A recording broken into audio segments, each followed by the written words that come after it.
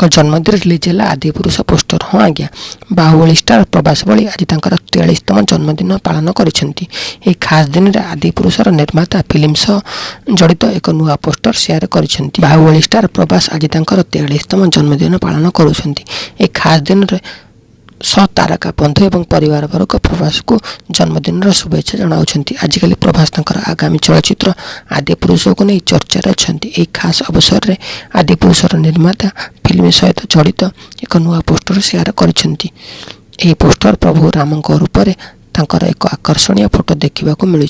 ए प्रभास भगवान राम आदर्श अवतार नजर आसुचंती। आदिपुरुष निर्माता अक्टोबर 23 प्रभास जन्मदिन अवसर सोशल मीडिया रे एक पोस्टर शेयर करिसेंती।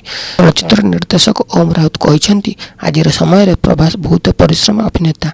आमे आपन को कहि रखुछु जेबिठार फिल्म ट्रेलर रिलीज हैला सेबिठार एही चलचित्र अनेक चर्चा रही आसीची। किछि दिन पूर्व आदिपुरुष टीजर रिलीज होइथिला। सिनेमार टीजर टी सामना को आसीबा पारे एहाको अनेक विरोध करथिले। एही चलचित्र पौराणिक कथावस्तु रामायण उपर आधारित होई जेउथिरे साउथ सुपरस्टार प्रभास श्री रामचंद्र को भूमिका तुलाउथबा बेले रावण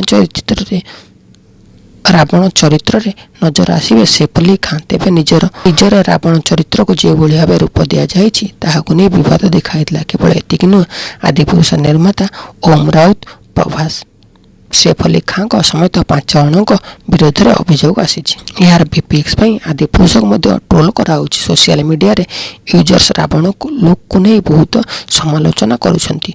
दर्शक यह चलचित्र देखाई वीपीएक्स को समालोचना करिसेंती। वीपीएक्स टेम्पल रन खेल सहित तुलना करथिले। ट्रेलर नकारात्मक प्रतिक्रिया पर ओम राउत स्पष्टीकरण देथिले। पोस्टर को नहीं दर्शक कौन प्रतिक्रिया रहिबो ताहाको आगु को अपेक्षा करिया को अधिक देखिया चैनल को सब्सक्राइब करंतु, वीडियो को लाइक करंतु एवं शेयर